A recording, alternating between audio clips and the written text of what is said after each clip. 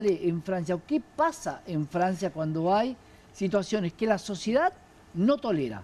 Bueno, en Francia lo que estamos viendo es la continuidad de un hartazgo de hace años. Desde que asumió Macron, es más, Macron llega por el hartazgo de la gente con la política tradicional, luego de la crisis financiera de 2008 que marcó el inicio total del declive de las democracias occidentales. Ese es el panorama general. A partir de ahí llega Macron, supuestamente antipolítica, crearon un partido, en 2 años llega a la presidencia, ex banquero, apoyado por los sectores financieros de la Unión Europea e internacionales, y llega y bueno, se transforma en un gobierno neoliberal. Año tras año tuvimos distintas manifestaciones en las calles por los planes de austeridad que venía y que siguió aplicando Macron, bajándole los impuestos a los más ricos, eso no hay que decirlo, y nunca se sentó y nunca quiso negociar un cambio en una reforma impositiva que fuera más equilibrada hacia la sociedad. Las democracias occidentales, las poblaciones, los ciudadanos occidentales, tanto de Estados Unidos como de Europa, bueno, fueron observando un declive en el poder adquisitivo, un mayor ajuste, suba de la edad jubilatoria, suba del precio de los combustibles, inflación, se agravó con la pandemia, mientras seguían en Francia los chalecos amarillos, distintas manifestaciones, vino la guerra en Ucrania, que también afectó notablemente a Europa Occidental. Cada vez que hay una guerra entre Estados Unidos y los eslavos, bueno, sufre Europa. Claro, el gas se le complicó en su momento. Es que Europa Occidental, primero, cabe 3 veces dentro de Rusia y no tiene recursos naturales. Entonces lo han sacado en los últimos siglos, primero de acá, de América Latina, después de África, fueron explotando distintos países, pero bueno, ahora se les está acabando porque el mundo cambia, Europa se debilita y se debilitan las poblaciones y siguen... A ver, la Unión Europea, que tenía un origen, una intención inicial de integrar a los pueblos, de desarrollo económico, social, etcétera, etcétera, se transformó prácticamente en una pseudo-plutocracia que responde a la banca financiera y ahí, con Alemania a la cabeza, voy a decir algo que es un poquito polémico, pero es así, yo lo digo también en clase, Alemania logró lo que en su momento no logró Hitler, que fue dominar Europa a través de las finanzas en los últimos años. Pero con el ascenso de Asia, de China, de Rusia, Estados Unidos se ve que queda fuera, dice yo voy a tomar la posta en Europa del Este y Europa se debilita. Y así pasó en la Primera Guerra Mundial, pasó en la Segunda Guerra Mundial y pasa ahora este debilitamiento y no tenemos una guerra abierta porque está la disuasión nuclear, porque están las bombas nucleares. Pero lo que pasa ahora con Macron, que es un neoliberal de raza, que no acepta ninguna negociación para nombrar un primer ministro porque las últimas elecciones del año pasado ganó la izquierda. Y se negó a negociar un primer ministro que surgiera de la izquierda consensuada, ni siquiera que Melenchón quería imponerles un primer ministro, negociar. No, volvió a meter otro derecha y ahora vuelve a meter otro derecha asociado con las Fuerzas Armadas porque el ajuste que se venía proponiendo en parte tiene que ver con el aumento del gasto militar, porque la OTAN, los miembros de la OTAN, es un menú a la carta, no es que decís, bueno, aumento el presupuesto militar y le compro a quien sea. No, hay un menú, vos le compras a esta empresa de armas de Estados Unidos, a esta empresa hay un negocio, la militarización, la securitización, como se habla en relaciones internacionales, es un gran negocio. Y ¿Partido comunista, se habla del Partido Comunista francés? Sí. ¿Se opone o es toda la sociedad? No. La sociedad, la mayor parte de la sociedad está en contra de lo que está haciendo el gobierno de Macron. Eso hay que decirlo claro, estén en la calle los que estén en la calle, es así. Y ahora, tanto el sector del ala más izquierda, se dice izquierda radical porque quieren, yo no soy particularmente de izquierda, eso, pero le dicen izquierda radical para meter miedo a la sociedad y no es así. La izquierda radical en Francia quiere derechos básicos para la sociedad, no está pidiendo que se estatice todos los bancos, no, derechos básicos como se piden en algunos sectores acá. Entonces es un verso, es también la erística, es mentir, como decía el populismo, bueno, es lo mismo que hacen con la izquierda. Y la ultraderecha, que a diferencia de lo que pasa acá, las ultraderechas cuando llegan al poder un poco se vuelven más estatucuistas, como pasa con Meloni, como podría pasar ahora con este Jordan Bardella si llega, pero los sectores que manejan los hilos en Europa van a preferir que llegue la ultraderecha y que no llegue la izquierda, ahora, que es lo que propone cambios reales. Hubo varias elecciones en Francia. Sí. Hubo una elección, por ejemplo, fuera de que se elige los representantes al Parlamento Europeo. Fue aplastado Macron. Sí. salió tercero sucesivamente. Sí. No llegó al 20%. Sí, sí, sí. Lo cual es llamativo que siga gobernando. Entonces, como hay un régimen parlamentario que está el presidente y está el primer ministro, y el primer ministro lo elige el parlamento, Semipresidencialismo, sí. propuesto por el presidente, entonces es todo un mecanismo indirecto, y como no eligió a nadie, ahí pudo poner a uno. Pero la elección anterior había ganado el Frente Popular Francés encabezado por Mélenchon. Claro, claro, claro. Entonces, vos tenés que es un tipo que gobierna casi de facto, Sí. porque pierde elección tras elección, y logra sobrevivir por una especie de impas de régimen político, y yo creo que es muy importante el tema de la guerra.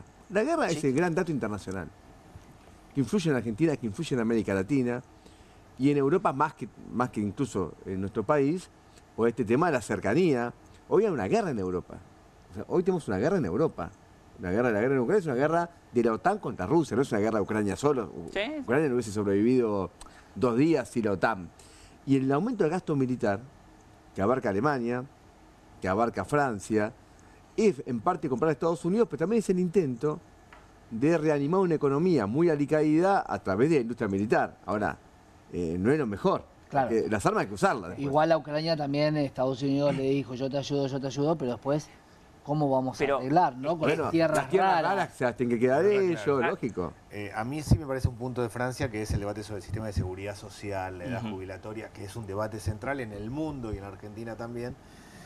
Me parece que hay que hacer un debate serio en Argentina. Está claro que ha crecido la expectativa de vida y las personas viven más, y está claro que los jóvenes no están entrando al mundo laboral, con lo cual cuando uno extiende la edad jubilatoria, también está trabando la posibilidad de entrada de los jóvenes en un país como el nuestro, que además tenemos 40% de informalidad laboral. Con lo cual, eso que yo creo que es el debate que el Fondo Monetario le propone al gobierno argentino para después de las elecciones, tiene que ser un debate serio. Tenemos que hacer algo razonable con nuestro sistema jubilatorio en nuestro país. Eso me preocupa, Daniel, porque debate serio en la Argentina...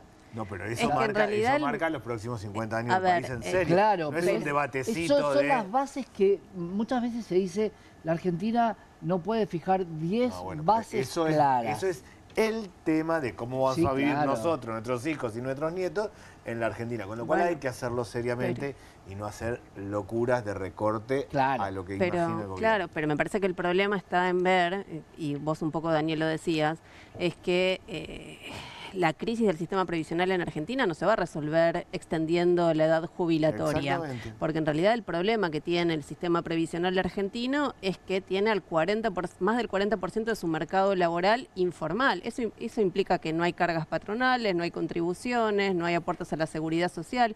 Y cuando en realidad uno hace las cuentas y empieza a ver la masa de recursos que eso implica, que se ahorra la burguesía negrera, ¿sí?, que es la que termina desfinanciando el sistema previsional, son puntos y puntos del PBI, ¿sí? Y es decir, con lo cual, digamos, si Milei quiere resolver la crisis fiscal, bueno, con el blanqueo de todos los trabajadores, ya ahí tenemos una caja fabulosa para aportar a el misma Estado. burguesía negrera que después tenemos que salir a hacer moratorias porque... Absolutamente, Aparte, la culpa. el gran Ahora tema sí fiscal es de el los tema 90, central, el gran tema fiscal de los 90, la crisis fiscal de los 90, fue privatizar las jubilaciones. Cuando se privatizó las jubilaciones fue irracional, porque el Estado tuvo que seguir pagando jubilaciones y no tenía más ingresos, porque el ingreso iba a la FJP y el Estado se quedó con la deuda. Entonces, ¿cómo funcionó? Se endeudó el Estado y se armó una gran crisis fiscal porque había que seguir pagando jubilaciones, que eran de miseria. Estos famosos, los 140 pesos de Norma Pla.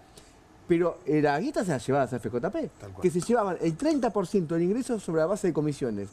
Y nunca pagaban una jubilación.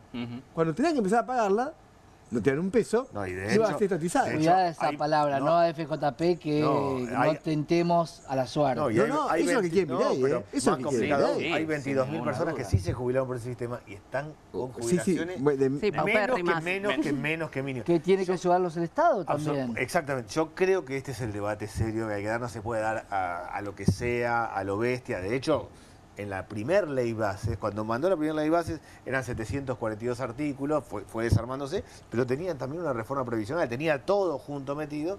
Hay que actuar con seriedad. Lo de Francia tiene que demostrar también que Lo es mismo- una sociedad que esto hay que discutirlo con seriedad. Con 40% de informalidad laboral, extendiendo la edad jubilatoria, vas a desacomodar todo, más no le vas a dar ninguna chance a un joven de que consiga laburo en los próximos Igual años. te Y convengamos que- una cosa, lo tiene que Patricia Bullrich, ¿viste? Porque siempre se dice, no, Argentina acá se puede hacer cualquier cosa, acá te corta la 9 de julio. El mundo es un quilombo, los pueblos protestan. El protocolo antipiquete. Los pueblos protestan en todo el mundo y es así y está muy bien que así sea cuando se avanza un derecho. Entonces, ahí acá se dicen muchas cosas que no son ciertas. En todos los lugares donde te quiere atropellar, la gente sale. Y Francia es un ejemplo. Hablamos recién de Indonesia, Nepal, no sé, el mundo está muy convulsionado y está bien que así sea. Es cierto que Francia sale, pero siempre sale segundo. ¿Sí? No, iba a decir una cuestión que vinculado, digamos, a los proyectos del gobierno, la reforma laboral en realidad es negrear el conjunto de la economía, digamos, con lo cual está claro que en ese proceso el sistema previsional se va a desfinanciar. Y recuperando, digamos, lo de Francia, me parece que ahí también lo que uno empieza a ver es que el desafío o el problema es organizar políticamente esas manifestaciones, ¿no? O sea, y entonces me parece que ahí tiene que ver con el debate político, la posibilidad de construir un programa que resuelva los problemas del conjunto de la población y digamos, para organizar esa bronca desorganizada que aparece en las